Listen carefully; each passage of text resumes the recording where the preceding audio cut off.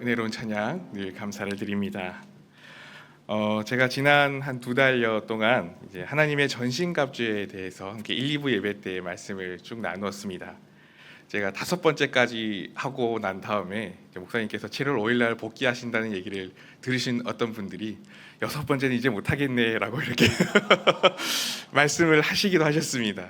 저도 사실 고민을 굉장히 많이 했는데 이 오후 시간에 다른 주제로 할까 하다가 마무리는 짓고 끝내야겠다라는 생각으로 6번째 이야기를 함께 또 오늘 나누어 보고자 합니다. 무겁고 뜨거운 날씨가 계속되고 있습니다. 혹시 우리 성도님들은 시원하고 건강히 잘 지내시나요? 우리 성도님들이 이제 교회 들어오실 때 보면은 또 본당에 들어오실 때 추워하시는 분들이 또 상당히 많으십니다. 뒷부분에는 에어컨이 낮게 깔려 있어서 찬바람이 너무 빨리 차기 때문에 뒤에 추운데 이제 그나마 또 앞에 있는 저는 굉장히 덥습니다.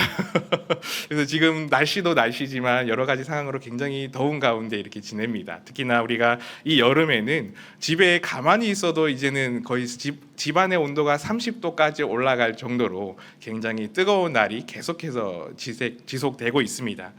그래서 이제 저녁에도 저도 보통은 에어컨을 잘 켜지는 않지만 이제는 너무 더워서 종종 에어컨을 켜야 할 정도로 이렇게 더운 날씨가 계속 진행됩니다. 이 여름 더운 날 우리 성도님들은 더위도 잘 시원하게 이기시고 하나님께서 주신 은혜로 말미암아 건강하시는 우리 모두가 되시기를 축복합니다. 여름이 되면 이런 더위가 우리를 힘들게 하기도 하지만 또 한편으로 저를 굉장히 또 힘들게 하는 것이 있습니다. 바로 모기입니다. 분명히 집에 문을 잘 닫고 다니고 또 방충망도 뜯어진 곳이 없이 그렇게 잘 있는데 도대체 이 모기는 어디서 들어왔는지 집안을 항상 활보하며 날아다니는 것을 보게 되곤 합니다. 근데 이 모기들이 더욱 저를 힘들게 하는 건 꼭 자려고 누우면 귓가에서 윙 하고 이렇게 다닌다는 점입니다. 보통 제가 잠자리에 들기 전에 눕기 전에 불을 끄기 전에 주위를 한번 쓱 둘러보고 잡니다. 모기가 있는지 없는지 저 벽에 붙어 있는지 안 붙어 있는지 한번 쑥 둘러보고 또 없는 것을 확인을 하고 불을 끄고 이렇게 자게 되는데 그렇게 보이지 않던 모기들이 눕기만 하면 귓가로 달려옵니다. 그리고 그것을 잡으려고 다시 일어나서 불을 켜면 꼭 보이지 않습니다. 그렇게 모기가 귀찮게 하기에 이제 잠을 잘 자려고 머리맡에 모기향을 피워보기도 하지만 그래도 여지없이 그 모기들이 계속해서 날아다니며 신경을 쓰이게 만들곤 합니다. 그래서 그 모기로 인해서 잠을 제대로 못 이루는 그런 밤들을 지내는 게 아마 이 여름날 밤이지 않을까 하는 생각도 한편으로 해보게 됩니다. 근데 이런 모기들로부터 잠을 잘 이루기 위해서는 결국에는 이 모기를 잡아야만 합니다. 그냥 모기가 귓가에 날아다닐 때 이렇게 손을 휘 저으면서 그렇게 모기를 쫓는 것에 그치는 것이 아니라 그 모기를 그저 방어하는 것에서 그치는 것이 아니라 모기를 잡는 공격이 있어야 됩니다. 그것이 어쩌면 이 모기와의 전쟁에서 편하게 잘 수 있는 승리하는 한 가지 방법이지 않겠습니까? 이것은 우리의 영적 전쟁에서도 마찬가지입니다. 지금까지 계속해서 제가 말씀드렸지만 우리가 살아가고 있는 지금 이 시대에도 우리는 우리를 집어삼키려고 하는 악한 세력과 거대한 영적 전쟁을 치르는 그 한가운데에 계속해서 서 있습니다. 그리고 우리가 그 세력을 맨몸으로는 쉽게 감당할 수 없기 때문에 쉽게 대적할 수 없기 때문에 하나님의 전신갑주를 입어야 한다고 그렇게 말씀을 드렸습니다. 그래서 그것들을 하나씩 다시 떠올려 보면 우리는 진리의 허리띠를 띠고 그래서 늘 깨어서 준비되어 있어야 하며 또 의의 호심령을 붙임으로 우리의 마음과 우리의 중심을 보호해야 합니다. 또 평안의 복음의 신을 신음으로 세상 그 어떤 방해에도 묵묵히 담대한 발걸음을 내디딜 수 있어야 하고 또 믿음의 방패를 손에 쥐고 들어 올림으로 우리를 향해 그렇게 쏘아대는 악한 자의 불화살들을 모두 방어해 낼 수 있어야 됩니다. 또 하나님께서 주시는 구원의 투구 그것을 온전히 쓰므로 우리가 구원과 복음에 합당한 그 가치관으로 이 땅에서 능히 살아가야 한다라고 이렇게 이야기를 나누었었습니다. 그런데 지금까지 설명하며 우리가 갖추어 입었던 이 하나님의 전신갑주들에는 특징이 있습니다. 그것들은 모두 방어를 위한 장비들입니다. 준비하고 막아내고 지키는 것, 그것에 특화된 장비들이었습니다. 그런데 하나님께서는 우리가 그렇게 버티고 견디고만 있으라고 말씀하시지 않습니다. 계속해서 두들겨 맞는다고 이길 수 있다고 말씀하시지 않습니다. 방어하고 그것을 막아내는 것으로 끝이 아니라 결국 우리가 승리하기 위해서는 우리도 무기를 쥐어야 한다라고 말씀하십니다. 우리를 위협하는 대적을 찌르고 베어낼 수 있는 그 무기가 있어야 합니다. 그런 무기를 하나님께서는 우리에게도 착용하라고 말씀하시는데 그것이 바로 오늘 성령의 검입니다. 이렇게 무기를 제일 마지막에 소개하는 것은 이 앞선 장비들로 견고한 그 방어의 토대가 제대로 되어야 비로소 그때 공격을 진행할 수 있기 때문에, 그래서 전신갑주의 순서 중에 방어를 잘 갖추고 마지막에 이렇게 무기를 둔 것입니다. 이렇게 오늘은 우리가 하나님의 전신갑주 중에 마지막으로 하나님께서 이렇게 우리에게 주시는 유일한 무기인 성령의 검을 함께 생각하며 살펴보므로 우리가 살아가는 그 삶에서 마주하는 그 영적 전쟁에서도 어떻게 승리를 해 나가야 하는지 함께 생각을 해보고자 합니다. 먼저 이렇게 하나님께서 주시는 전신갑주의 유일한 무기는 바로 다른 그 어떤 무기들도 아니라 검, 칼, 검이라고 하는 말씀하시고 있음을 우리가 생각해 봐야 합니다. 사실 고대 사회에서도 전쟁에서 공격을 위해 사용되는 다양한 무기들이 있었습니다. 믿음의 방패를 말씀할 때도 드린 것처럼 아주 멀리서 적을 향해 쏘아대는 그런 활과 같은 원거리 무기들도 있었고, 또 무기의 길이가 길어서 멀리 있는 적들을 공격할 수 있는 창과 같은 그런 무기들도 있었습니다. 그런데 왜 하나님께서 주시는 이 전신갑주 중에 유일한 무기를 다른 그 어떤 것들이 아니라 검이라고 말씀하셨을까요? 특히 여기에서 검이라고 번역한 이 단어를 원어로 보면 마키라라고 합니다. 이것은 검 중에서도 긴 그런 장검을 이야기하는 것이 아닙니다. 보통 짧은 단검 같은 것을 말하는 것으로 당시에는 아마 50에서 60cm 정도 되는 길이에 불과한 그런 검을 말할 때 쓰이는 단어였다고 합니다. 즉, 이 검은 아주 가까운 거리에 있는 그런 적들과 싸우기 위해 사용하는 무기입니다. 많고 많은 무기들 중에서 왜 검을, 그리고 특히 그 검들 중에서도 비교적 짧은 이 작고 짧은 검을 유일한 무기로 들라고 오늘 말씀하시고 계실까요? 우리가 생각하기에 무기는 짧으면 짧을수록 불리할 수도 있겠지만 바울이 이런 짧은 검이 우리가 가진 유일한 무기라고 말하는 분명한 이유가 있습니다. 이것이 바로 우리가 처한 영적 전쟁의 상황이라는 것을 잘 보여주기 위함이었습니다. 즉, 우리를 공격하는 대적들은 저 멀리, 아주 멀리 있는 그런 존재가 아니라는 사실입니다. 우리의 아주 가까운 곳에 그 대적이 있습니다. 우리의 아주 가까이에서, 내가 손만 뻗으면 닿을 만한 그런 곳에서, 그런 가까운 곳에서 우리를 향해 끊임없이 공격합니다. 그렇게 우리 삶의 한가운데, 삶의 자리 한가운데에서 우리를 공격합니다. 즉, 이렇게 우리가 처한 영적 전쟁은 멀리 있는 것이 아니라, 나와 동떨어진 것이 아니라 우리의 가장 가까운 삶의 자리 그 현장에서 일어나고 있다는 것을 이 칼의 짧음을 통해서 우리에게 설명해 주는 것입니다. 이렇게 이 영적 전쟁은 우리가 아침에 눈을 뜨면서부터 우리의 삶의 자리에서 시작됩니다. 하나님을 생각하지 못하게 만들고 우리의 믿음을 무너뜨리는 공격들이 눈을 뜨면서부터 찾아옵니다. 우리가 하나님을 찾는 것에 게으르게 만듭니다. 하나님께 엎드리는 것보다 세상에 더 좋은 것들에 우리의 눈과 마음을 돌리는 유혹들을 우리 앞에 끊임없이 가장 가까이에 가져다 놓습니다. 세상의 거대한 파도가 우리 삶에 밀어닥치게 하므로 지금 우리 삶에 두려움과 낙심이 가득하게 만들어버립니다. 조금만 더 가지면 좋겠다는 이 욕심이 앞서게 만들어서 하나님을 바라보지 못하게 만듭니다.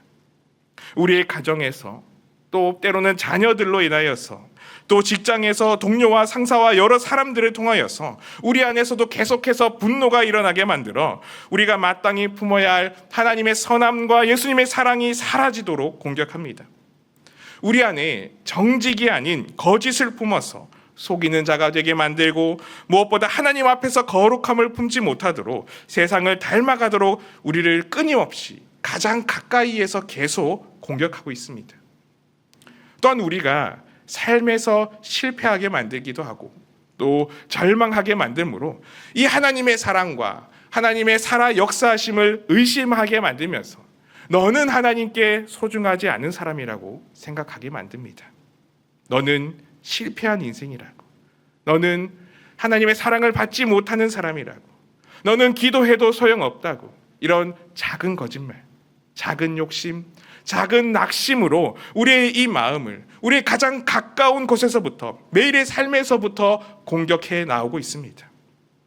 이 모든 것들은 멀리 있는 것이 결코 아닙니다. 이 모두가 다 우리의 삶의 자리, 그 한가운데서, 우리가 생활하고 살아가는 가장 가까운 곳에서, 우리가 살아가는 삶의 그 현장에서 우리에게 밀려오는 공격들입니다.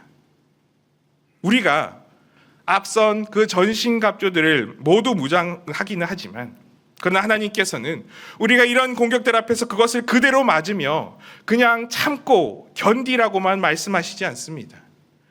온몸에 그것들을 다 두들겨 맞고 버티고 있으라고 그렇게 하지 않으십니다.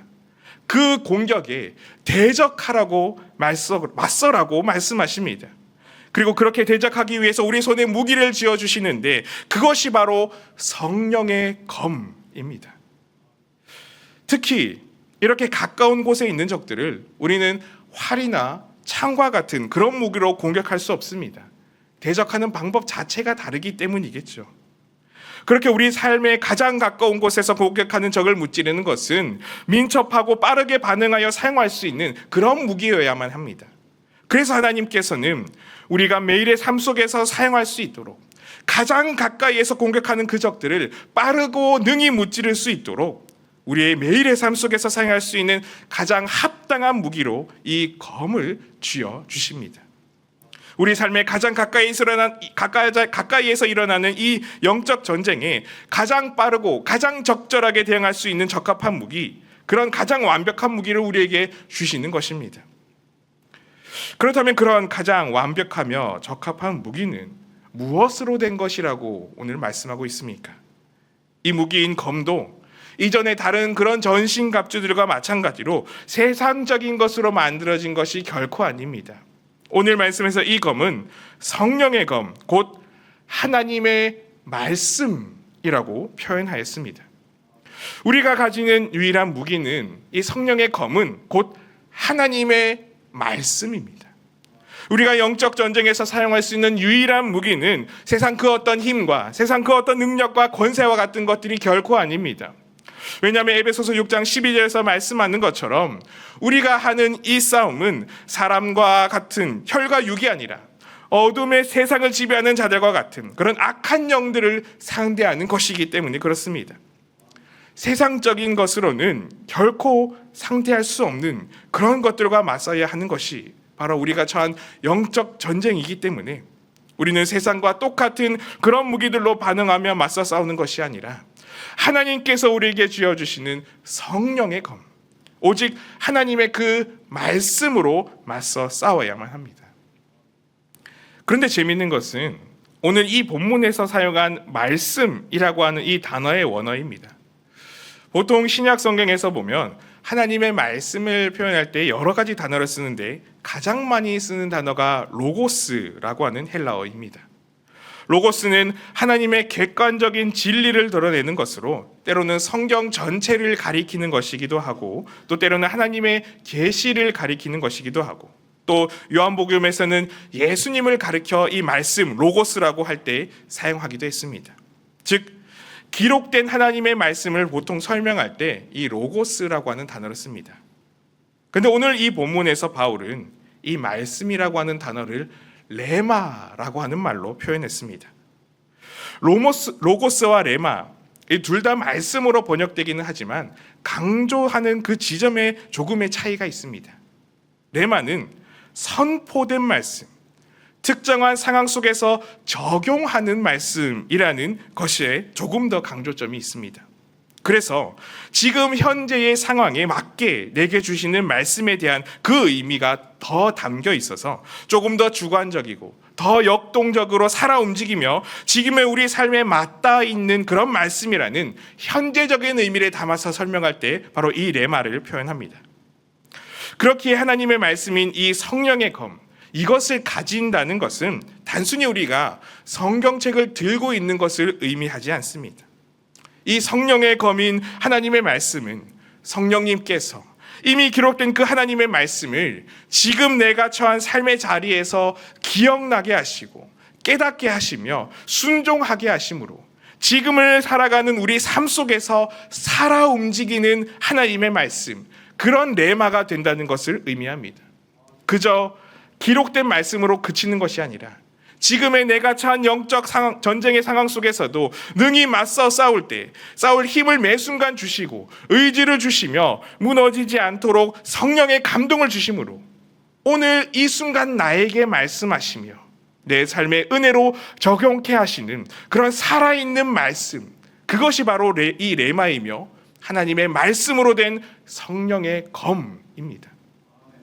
우리의 삶에 살아서 역동적으로 우리를 움직이게 하시고 그 움직임이 또한 우리가 하나님의 은혜 가운데 움직이게 하는 힘이 되게 하는 것이 바로 이 살아있는 하나님의 말씀입니다. 그렇기 때문에 그런 살아있는 하나님의 말씀이기 때문에 이것이 능히 우리의 대적을 무찌르는 은혜의 무기가 됩니다. 그저 기록된 문자에서 그치는 것이 아니라 현재도 우리의 삶의 그 한가운데에서 가장 가까이에서 살아 숨쉬고 움직이며 역사하시는 말씀이기 때문에 그것에 힘이 있고 능력이 있고 권세가 있는 것입니다. 예수님께서도 이것을 보여주셨습니다. 우리가 잘 알고 있는 것처럼 마태복음 4장에서는 마귀에게 시험을 받으시는 그 예수님의 모습이 등장합니다. 그때 마귀가 돌들로 떡덩이가 되게 하라고 유혹합니다. 예수님께서 40일간 금식하시며 가장 인간적인 고통과 욕망이 가득할 때 마귀가 그렇게 찾아와 예수님을 유혹합니다. 그때 예수님께서는 마태복음 4장 4절 말씀으로 이렇게 말씀하셨습니다. 예수께서 대답하여 이르시되 기록되었으되 사람이 떡으로만 살 것이 아니요 하나님의 입으로부터 나오는 모든 말씀 레마로 살 것이라 하였느니라 하시니, 예수님께서 처하셨던 그 영적 전쟁에서 예수님이 드셨던 무기는 기록되었으되라고 표현한 하나님의 말씀이었습니다. 예수님을 넘어뜨리려 하고 무너지게 만들려고 하는 그 마귀에게 대적하는 유일한 것이 바로 이 하나님의 말씀이었습니다. 근데 그 말씀이 그저 기록되었으되라는 활자로 그치는 말씀이 아니라 예수님을 유혹하는 대적을 깨부수는 살아 움직이는 말씀이 되었습니다. 예수님께서 마주한 영적 전쟁 속에서 그 적과 맞설 수 있는 실제적인 역사와 힘과 능력이 되는 것이 바로 이 살아있는 말씀이었습니다. 그렇기에 우리들에게도 이 하나님의 말씀은 우리를 넘어뜨리려 다가오는 적들을 찌를 수 있는 유일한 무기입니다. 오직 이 말씀만이 우리를 참되게 살게 합니다. 오직 이 말씀만이 우리가 그 대적을 능히 이기게 합니다. 그렇기에 이 영적 전쟁 속에서 우리가 그 하나님의 말씀을 붙들 때 그 말씀은 우리에게 그저 기록된 말씀으로 결코 그치지 않습니다. 우리가 마주하는 그 영적 전쟁 한가운데서도 역동적으로 역사하시는 살아있는 그런 레마의 말씀이 됩니다. 성령님께서 그 말씀 한가운데 거하시고 그 말씀이 우리 안에 거하시기에 그 하나님의 말씀은 우리의 삶 한가운데서 살아있는 숨쉬는 역사하는 하나님의 말씀이 됩니다. 그래서 히브리서 4장 12절에서는 이것을 이렇게 표현했습니다. 하나님의 말씀은 살아있고 활력이 있어 좌우에 날선 어떤 검보다도 예리하여 혼과 영과 및 관절과 골수를 찔러 쪼개기까지 하며 또 마음의 생각과 뜻을 판단하나니. 살아있고 활력이 있는 말씀입니다. 기록된 것에서 그치는 것이 아니라 죽어있는 말씀이 아니라 우리가 영적 전쟁 속에서 살아있는 그 말씀이 되어 적을 찔러 쪼개는 은혜의 말씀이 됩니다. 그리고 그 성령의 검인 그 말씀은 좌우에 날선 어떤 검보다도 예리한 것입니다. 그래서 사람의 몸을 찌르는 것에서 그치는 것이 아니라 혼과 영과 마음과 생각을 찔러 쪼개고 판단하시는 그런 살아있는 말씀이라는 것을 우리가 보게 되는 것입니다. 그렇기에 우리는 이 성령의 검인 하나님의 말씀만을 온전히 붙들어야 합니다. 그것을 붙들어야 우리의 삶의 가장 가까운 곳에서, 우리의 삶의 한복판에서 항상 일어나고 있는 그 영적 전쟁들에서 적들을 능히 무찌르고 승리할 수가 있습니다. 그 말씀은 우리의 삶에서 멈추어 있는 것이 결코 아닙니다.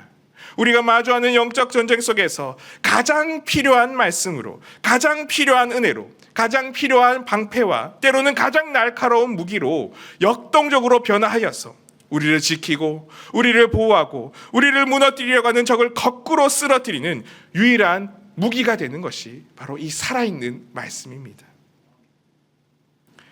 17세기에 영국의 존 버년이라는 사람이 있었습니다. 아마 잘 아실 것입니다. 그는 원래 대장장이의 아들이었고 또 군인으로 복무하기도 했었지만 회심 후에는 평신도 설교자로 활동을 했었습니다. 그런데 당시 영국에서는 국가가 허락하지 않은 설교를 하는 것이 불법이었기에 허가 없이 복음을 전했다는 그 이유로 체포되어 감옥에 갇히게 되었다고 합니다. 원래는 다시는 설교를 하지 않겠다, 이 약속만 하면 바로 풀려날 수 있었습니다. 근데 그는 이렇게 말했다고 합니다. 오늘 석방된다고 해도 내일 다시 복음을 전할 것입니다. 그로 인해 이 존 버년은 무려 12년 동안 수감 생활을 하게 됐습니다. 아마 그 감옥에서의 삶은 사실 괴로움과 힘듦의 연속이었을 것입니다. 특히 그에게는 앞을 보지 못하는 그런 딸도 있었기 때문에 아버지로서 또 가장으로서 가지는 낙심과 그 절망이 상당히 컸습니다. 그런데 그때 그런 절망의 순간을 감옥에서 보내고 있을 때 그에게 떠오른 것이 바로 하나님의 말씀이었습니다. 특히 히브리서 13장 5절 말씀인 내가 결코 너희를 버리지 아니하고 너희를 떠나지 아니하리라 하는 이 말씀이 그 마음 안에서 계속해서 숨쉬듯 떠올랐다고 합니다. 처음에는 감옥에서 두려움이 컸지만 하나님께서 그 말씀을 계속해서 그의 마음에 새겨주시고 떠오르게 해주셨습니다. 그래서 나중에는 그가 이렇게 해고했습니다. 이 말씀이 내 영혼에 큰 평안을 가져다 주었고 하나님께서 나를 버리지 않으신다는 확신이 그 두려움을 몰아내었습니다. 말씀이 성령의 역사하심으로 그 마음에 살아있는 위로와 살아있는 확신이 되었던 것입니다. 그런 절망 속에서 하나님께서 함께 하시고 말씀 가운데 함께 하신 하나님을 신뢰하게 된 그는 그 감옥에서 책을 쓰게 됩니다. 그 책이 인류 역사상 가장 많이 읽힌 기독교 서적 가운데 하나인 철로 역정입니다. 하나님의 말씀은 이렇게 살아 움직입니다. 우리에게 찾아오는 절망과 고통과 무너짐의 순간에 우리를 이렇게 세우는 힘이 되도록 우리 삶에 살아있는 말씀입니다. 그 하나님의 말씀은 우리가 삶의 순간에 수없이 마주하는 영적 전쟁 속에서도 능히 우리에게 다가오는 그 모든 대적들을 찌르고 쪼개어 이기도록 역사하십니다. 이렇게 우리에게 주시는 그 하나님의 말씀으로 우리가 무장될 때 우리도 살아가는 삶 속에서 능히 승리를 얻게 될 것입니다. 이렇게 하나님께서 주시는 하나님의 전신갑주들, 그 모든 것들을 우리가 온전히 무장함으로 말미암아 우리의 가장 가까이에서 삶의 현장 한가운데서 매 순간 일어나는 그 영적 전쟁 속에서도 날마다 살아계신 하나님의 말씀으로 말미암아 날마다 승리하고 이기며 그런 담대함으로 나아갈 수 있는 우리 모두가 다 되시기를 바랍니다. 그래서 나중에 하나님 앞에 섰을 때 너의 치열한 영적 전쟁 속에서 말씀을 붙들고 담대히 살아감을 내가 보았노라고 그렇게 칭찬받을 수 있는 그런 믿음의 발걸음을 내딛고 승리하는 우리 모두가 되시기를 간절히 소망하고 축복합니다. 함께 기도하겠습니다. 사랑의 하나님 아버지, 오늘 거룩한 주일을 보내며 우리가 말씀을 의지함으로 영적 전쟁에서 승리할 수 있는 은혜를 허락하여 주셔서 감사를 드립니다. 우리는 늘 치열한 삶의 현장 속에서 살아갑니다. 현실의 삶도 바쁘고 분주하지만 하나님 앞에서 믿음으로 온전히 서지 못하게 하는 그런 영적 전쟁의 치열함 속에서도 우리가 살아가고 있음을 보게 됩니다. 우리가 말씀으로 무장되지 못하면 무너질 수밖에 없음을 이 시간 고백하오니 하나님께서 주시는 그 살아있는 말씀이 우리에게 늘 충만하도록 은혜를 내려 주시옵소서. 무엇보다 그 말씀이 우리의 삶에서도 살아있는 역사하시는 말씀이 되기를 소망합니다. 삶의 모든 순간에 우리의 삶의 자리에서 기억나고 떠오르게 하시며 역사하시는 그런 은혜의 말씀이 되기를 소망합니다. 그런 충만한 은혜가 가득한 우리 모두가 되게 하여 주시고 그렇게 주시는 은혜로 말미암아 매일 승리하며 살아가는 그런 삶을 살아가는 우리 모두가 다 될 수 있게 하여 주시옵소서. 감사를 드리며 예수님의 이름으로 기도드리옵나이다. 아멘.